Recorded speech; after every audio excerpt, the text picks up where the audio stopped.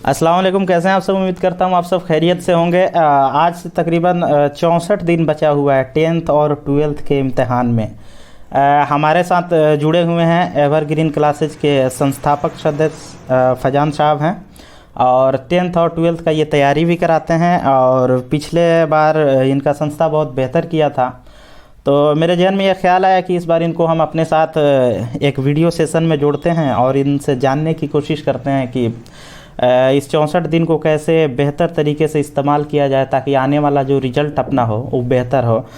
फजान साहब, आपका बहुत बहुत शुक्रिया है, आप वक्त निकालें। जी वालेकुम अस्सलाम, बहुत बहुत शुक्रिया आपका भी। और एक जितना धन्यवाद किया जाए आपका कम है, क्योंकि इस ज़माने में बहुत कम लोग मिलते हैं कि हाँ एक दोस्ती को बरकरार रखते हुए और एक हमारे स्तर से बच्चों के भविष्य के बारे में, जैसे कि होता है ना कि एक शुरुआत करना, तो उस स्तर से जब आपका कॉल आया तो मुझे बहुत जानकर के खुशी हुई। सीधा मेरा पहला सवाल होगा कि आपने अपने संस्था का नाम एवरग्रीन क्लासेज ही क्यों रखा? इसके पीछे क्या राज्य है आपका? एवरग्रीन क्लासेस एक ऐसी संस्था है जिसका मतलब होता है सदाबहार। और जिस स्तर का आज हमारे यहाँ जिस स्तर का हमारे यहाँ एजुकेशन है, तो हमने सोचा कि क्यों ना एक ऐसी शुरुआत की जाए कि आसान से आसान भाषा में, सरल भाषा में बच्चों को एक शिक्षा देने की शुरुआत की जाए। और सदाबहार का मतलब ही होता है, मतलब कि एक तरह का एवरग्रीन, और सरल शब्दों में कहें तो इजी वे में समझा देना। यानी कहीं ना कहीं हमने ये देखा कि बच्चों को आसान से आसान शब्दों में अपने बातों को किस तरह से समझाया जाए, और इसी को देखते हुए चलिए, आपके नाम के पीछे का जो प्लानिंग है उसको सुनकर लग रहा है कि आपका जो सोच है, जो आपका सपना है बच्चों के मुस्तकबिल को लेकर काफ़ी बेहतर है। मेरी ढेर सारी शुभकामना है। संस्था आपका ऐसे ही तरक्की करते रहें, आप बच्चों के बीच में रहें। आगे हम जानना चाहेंगे कि बाकी आज से मात्र 64 दिन बचा हुआ है इम्तहान में, 10th और 12th दोनों में लगभग। तो इस 64 दिन का बच्चे कैसे इस्तेमाल करें ताकि ये 64 दिन आने वाले 64 साल को बेहतर बना दे, उनका जो 64 साल आगे का होगा?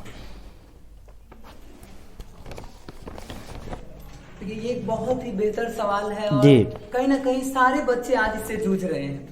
तो एज अ टीचर हम लोग स्टूडेंट भी रहे हुए हैं, खुद हम लोग इसको फेस किए हैं। तो सबसे पहले मैं अपने बच्चों से, सभी बच्चों से ये कहना चाहूंगा कि आप बिल्कुल नॉर्मल रहें। और मैं उस स्तर को आपको दिखाना चाहता हूँ कि आप जब पहली बार क्लास में आए हुए थे तो आप एक ही दिन सारे बच्चों को नहीं पहचान गए, सारे बच्चों के नामों को नहीं जाना। तो आपने धीरे धीरे 4-5 क्लास किया, सारे बच्चों को आप पहचाने ना। टेंशन नहीं ना लिए कि हाँ मुझे अभी सारे बच्चों का नाम जाना है। तो इसके लिए घबराना नहीं है। 64 दिन बहुत ही ज्यादा होते हैं, तो इसके लिए आपको नॉर्मल रहना है। और जिस तरह से आप डेली सुबह सुबह उठ करके आप अपने आईने में अपने चेहरे को देखते हैं, मेरा मानना है कि आप अपने शुरू के पन्नों से लेकर के लास्ट के पन्नों तक डेली बस देखें। अब ये नहीं कि हाँ हम टाइम फिक्स कर दें कि हम 2 घंटा पढ़ेंगे, 2 घंटा केमिस्ट्री के लिए, 2 घंटा फिजिक्स के लिए, ऐसा नहीं होना चाहिए। आप बैठे, शुरुआत करें पहले पन्ने से और अंतिम तक जाएं। और ये 64 दिनों तक ये प्रक्रिया आपका लगातार होनी चाहिए और एक बेहतर रिजल्ट आएगा। क्योंकि जिस चीज को हम डेली देखते हैं वो अपने आप याद हो जाते हैं। फॉर एग्जाम्पल, हमने क्लास में आया और किसी बच्चे का नाम कॉपी पे रख के तो हमने याद किया नहीं है, वो डेली देखते देखते याद हुए हैं। तो वैसे ही हम अपने कॉपी के, मैं बच्चों से यही कहना चाहूंगा कि आप जितना हो सके नॉर्मल रहें। जिस तरह से तैयारी चल रही है उसमें आपको कुछ करना नहीं है, बस अपने आप में थोड़ी सी चेंजिंग लानी है। आप एक पॉजिटिव वे में रहें और मैं फिर से एक बार उसको रिपीट करना चाहता हूँ कि आप अपने पूरे सिलेबस को पहले कॉपी के पहले पेज से लेकर के आखिरी पेज तक डेली देखें और हो जाएगा। जहां आपको हेजिटेशन, अच्छा, सर का ये कहना है कि ये 64 दिन जो बचा हुआ है, ये दिन भले ही कम है, इस चीज़ को लेकर परेशान नहीं होना है। रोज़मर्रा की ज़िंदगी में जैसे हम लोग चल रहे थे उसी तरह लगातार पढ़ाई को जारी रखना है। और सर, आगे हम जानना चाहेंगे कि जो भी टीचर होता है और जो बच्चे होते हैं, जो 1 साल 12th वाले 2 साल एक साथ समय गुजारते हैं, तो टीचर और बच्चों के बीच कैसा तालमेल होना चाहिए? देखिए, सबसे बड़ी चीज़ ये है कि आजकल मैंने उस चीज को, हम लोगों ने उस चीज को देखा तो नहीं है, सुना है जी। कि एक पहले के भी टीचर हुआ करते थे कि हाँ, कि मतलब उस जमाने के जो टीचर है और इस जमाने के टीचर बहुत अंतर है। उस समय टेक्नोलॉजी इतना फास्ट ना होने के बावजूद भी जी। वो लोग एक अच्छे स्तर की पढ़ाई, लेकिन हम लोग कहीं ना कहीं असफल है। इसमें मेन कारण ये है कि अगर मान लीजिए कि हमारा एक टीचर का स्तर ये होता है, मतलब ऊंचा होता है, और एक टीचर के तुलना में जो बच्चों का स्तर होता है, जो हमारे सामने बैठे हुए हैं, उसका लगभग बहुत ही कम होता है। तो यकीनन तौर पे वो बच्चा निचले स्तर से तो टीचर के स्तर में आ नहीं सकता है। तो एक टीचर को चाहिए कि वो कुछ अपना स्तर कम करके उस बच्चे के स्तर तक जाए और तब समझाने की कोशिश करे, यकीनन तौर पे समझ में आएगी ना। तो इसमें एक चीज को हमें देखना होगा, इसमें कहीं ना कहीं उसके गार्जियन का अहम रोल होना चाहिए। वो घर पे गाइड करे, क्योंकि जब तक सारे लोगों का योगदान नहीं रहेगा हम बेहतर सपना नहीं देख सकते हैं। कहा जाता है ना कि शिक्षा उस शेरनी का नाम है जो पीता है वही दहाड़ता है ना। तो एक चीज को हमने फिर से कहा, शिक्षा एक ऐसी शेरनी का दूध है जो पिएगा वही दहाड़ेगा। तो इसमें मैं खास तौर से उन टीचरों से मैं अपने आप से भी कोशिश करता हूँ जितना हो सके बच्चों को रीड करे और उनके स्तर तक जाकर समझाने की कोशिश करें। अब मान लीजिए कि हमें किसी चीज को समझाने की कोशिश करना है, तो हम किताबी एग्जाम्पल को ना देकर के हम उस एग्जाम्पल को देने की कोशिश करें जो बच्चे डेली अपने लाइफ में देखते हैं ना। यानी सबसे पहली चीज ये है कि हमें अपने बच्चों के स्तर तक जाकर जी सवाल में आप बहुत बड़ा मैसेज दे रहे हैं, खास तौर से जो भी शिक्षक हैं, जो भी टीचर्स हैं, उन लोगों के लिए कि बच्चों को देखकर झुझलाना नहीं है, उन लोगों को पढ़ना है और बड़ी शालीनता से अपना बात उन लोगों को समझाना है। एक दिन ऐसा भी होगा जब बच्चा एक खुद ब खुद ट्रैक पकड़ लेगा। आगे हम बढ़ेंगे फैजान भाई, हम ये जानना चाहेंगे कि 64 दिन बहुत ज़्यादा नहीं होता है अगर देखा जाए तो इसमें लगभग बच्चों को 4-5 सब्जेक्ट पढ़ना होता है। तो हम ये जानना चाहेंगे कि कौन से सब्जेक्ट को कितना समय बच्चा दे, सब इसके बारे में जरा सा आप बताइएगा। सबसे बड़ी चीज है कि हमारे पास जब हम लोग स्पेशली 10th को देखते हैं तो उसमें बच्चों के सामने एक मैथ बहुत ही बड़ा, मतलब उनके जैसे कि हम लोग भी स्टूडेंट रहे, हम लोग को भी वैसा फेस बच्चों को मैथ को लेकर के एक एक्स्ट्रा ही टेंशन होता है ना। हाँ जी ये चीजें हैं। तो हम बच्चों से कहना चाहेंगे कि मैथ एक ऐसी चीज है कि आप उसको याद नहीं कर सकते हैं, आप उसको प्रैक्टिस करें। और जब प्रैक्टिस करते रहे, हो सकता है कि प्रैक्टिस करते करते आपको बोरिंग फील हो, तो उस समय आप जब आपको लगे कि ना मैं थक चुका हूं, तो आप उसको छोड़ दें। उस समय उस सब्जेक्ट को आप चुने जो कि आपको आसान लगता है। नहीं तो ये होता है ना कि आप लगातार नहीं आ रहे हैं, किए जा रहे हैं तो नहीं हो पाएगा। ये चीजें हैं। और रहा बात की इतना कम समय में हम अपनी तैयारी कैसे करें, तो हम स्पेशली बच्चों से कहना चाहेंगे कि स्पेशली मेरा जो स्तर होता है भाई कि हम कोशिश करते हैं कि जितना लोड उठाना हो मैं खुद उठाऊं। और जहाँ तक बात रहा केमिस्ट्री, बायोलॉजी और जियोग्राफी का, हम लोग कोशिश करते हैं कि सारी चीजें क्लास में ही याद हो। और वो रिजल्ट भी आता है, हम लोग लिखवाने से पहले बच्चों से खुद सुनते हैं, सुनाते हैं, उसके बाद लिखवाया जाता है। फिर भी उसमें कुछ ऐसे बच्चे हैं जो उस चीज को नहीं कर पाते हैं, तो वो अलग की चीजें हैं। लेकिन यहाँ पे सवाल ये रहा कि हम लोग कैसे करें। तो मैं आपको सबसे पहले डिसाइड करना होगा कि हमारे पास सब्जेक्ट कौन कौन से हैं। एक तो आपका नोट्स क्लियर होना चाहिए। अगर नोट्स आपका क्लियर नहीं है तो आप भीख मांगना पड़े, अपने दोस्तों से भीख मांगिए, जो करना है कीजिए। आपका सबसे पहला कर्तव्य है कि आप अपने जब तक हथियार नहीं रहेगा आप जंग की उम्मीद नहीं कर सकते, कैसे लड़ेंगे। तो एक स्टूडेंट का हथियार उसका नोट्स है। तो सबसे पहले आप अपने नोट्स को कंप्लीट करें जैसे हो सके, और नोट्स को कंप्लीट करने के बाद आप उसको टाइम में बांटे। रूटीन होना चाहिए डेली। जैसे कि होता है ना, जब हम लोग पढ़ते थे तो मान लीजिए कि हम अपने जमाने की बात बताएं, जब हम एज ए स्टूडेंट 10th में थे तो हमारा रूटीन था, जैसे कि साइंस पे हमने 3 घंटा दिया। किसी कारण बस अगर उस दिन हम 3 घंटा नहीं दे पाए तो चाहे कुछ भी हो जाए, अगले दिन इस साइंस का 3 घंटा हम जरूर देते। किसी भी तरह से हमारा 3 घंटा लॉस नहीं होना चाहिए। तो एक रूटीन बहुत इम्पोर्टेंट रोल प्ले करेगा बच्चों को इस एग्जाम को लेकर के। तो जहां तक हो सके वो एक रूटीन बनाए और रूटीन वाइज अपने सब्जेक्ट को फॉलो करें, एक बेहतर रिजल्ट हो सकता है। कम से कम जितना हो सके वो मैथ पे फोकस करें। मैथ का रिजल्ट, क्योंकि एक सब्जेक्ट में अगर बच्चा तेज है, मैथमेटिक्स की मैं बात करूं तो आप ऑलरेडी सारी चीजें हो जाती हैं। तो ज्यादा से ज्यादा टेंशन लेकर के नहीं, मैथ आप लोग फोकस करें, बिल्कुल ये सुनकर अच्छा लगा कि मैथ का जो खौफ है मतलब आज भी बरकरार है। इससे पहले हम इस गफलत में थे कि ये चीज़, ये खौफ सिर्फ हमारे ज़माने में, हमारे दौर में था, लेकिन ऐसा नहीं है। अच्छा फैजान भाई, पढ़ाई के साथ साथ आमतौर से आपके यहाँ भी जो बच्चे होंगे या हम लोग सब लोग गांव देहात से बिलोंग करते हैं, तो जो भी बच्चे होते हैं हम सब लोग अपना समय जो है पढ़ाई करने के बाद भी, पढ़ाई करने के दौरान भी कुछ समय घर के लिए भी निकालते हैं, घर के काम में भी लगाते हैं। तो मतलब हम जानना चाहेंगे कि ये दिन जो है इन दिनों में, ख़ास तौर से लास्ट के दिनों में, क्या घर के काम में थोड़ा सा पेरेंट्स लोग को ढिलाई देना चाहिए, बच्चों को थोड़ा फ्री छोड़ देना चाहिए? जी, बहुत ही अहम सवाल है।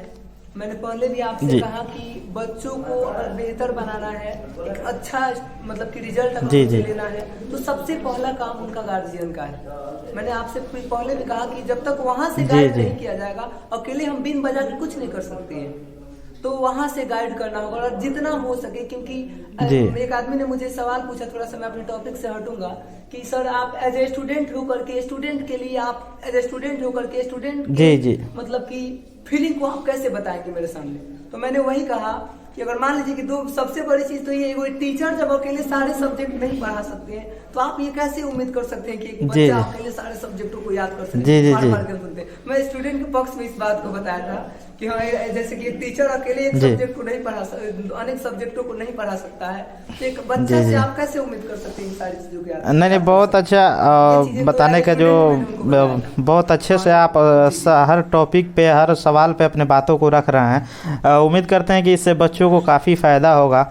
और बच्चों पे तो बहुत बात हुआ, हम जानना चाहेंगे कि आपका टाइम मैनेजमेंट क्या है, मतलब सुबह से लेकर शाम तक आप इन सभी कामों को कैसे हैंडल कर पाते हैं? हम ये बिल्कुल नहीं पूछना चाहते हैं कि आप थकते क्यों नहीं हैं, थकने वाला ये नहीं है, मतलब हम ये जानना चाहते हैं कि आपका टाइम मैनेजमेंट क्या है, इसको कैसे आप कवर कर लेते हैं? ये एक तरह से कहें तो मेरे जिंदगी का सबसे इम्तिहान गुजरता है, जो लास्ट का 3 से 4 महीना होता है।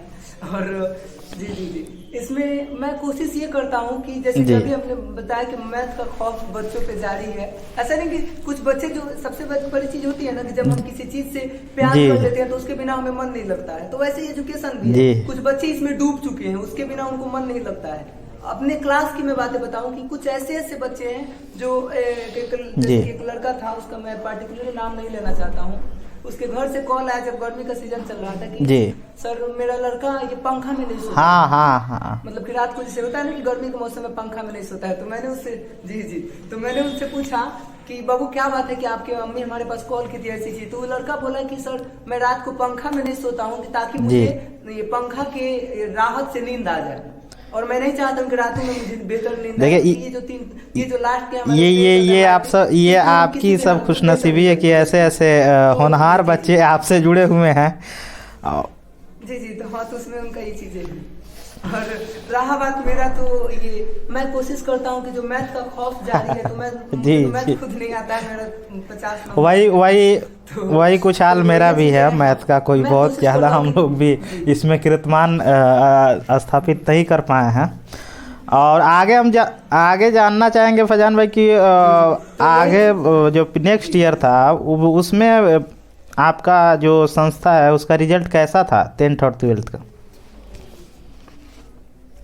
देखिए उसमें मतलब कि मैंने एक बार जब रिजल्ट आया तो ऊपर मैंने पोस्ट किया कि गार्जियनों को सबसे पहले धन्यवाद दिया अपने इंस्टीट्यूट पे भरोसा जताने के लिए, और मैं उनके भरोसे पे एक तरह से उसमें मेरा पूरा योगदान नहीं कहा जा सकता, उसमें बच्चों का भी अहम रोल रहा है। उन्होंने मेरे साथ दिया, जितना ईमानदारी से हमने पढ़ाया उससे कई ज्यादा मतलब की मेहनत करके उन लोगों ने पढ़ा। मैं अभी आपको पोस्टर दिखाना चाहता हूँ, छोटा सा पोस्टर मेरा लगा हुआ है। बहुत खूब, बहुत पिछला साल का हमारा रिजल्ट है इंटरमीडिएट का, तो कहीं ना कहीं पिछला साल इंटरमीडिएट में हमारे पास कम थे। ये बहुत बड़ी बात है, ये बहुत बड़ी बात। और वही ये जो 422, 417, 404 ये जो दिख रहा है, और यही कारण है कि पिछला साल मैट्रिक में हमारे 17 बच्चे थे। लेकिन अभी हमारे पास 90 माशाल्लाह माशाल्लाह मैट्रिक में एक बैच में बच्चे हो चुके हैं।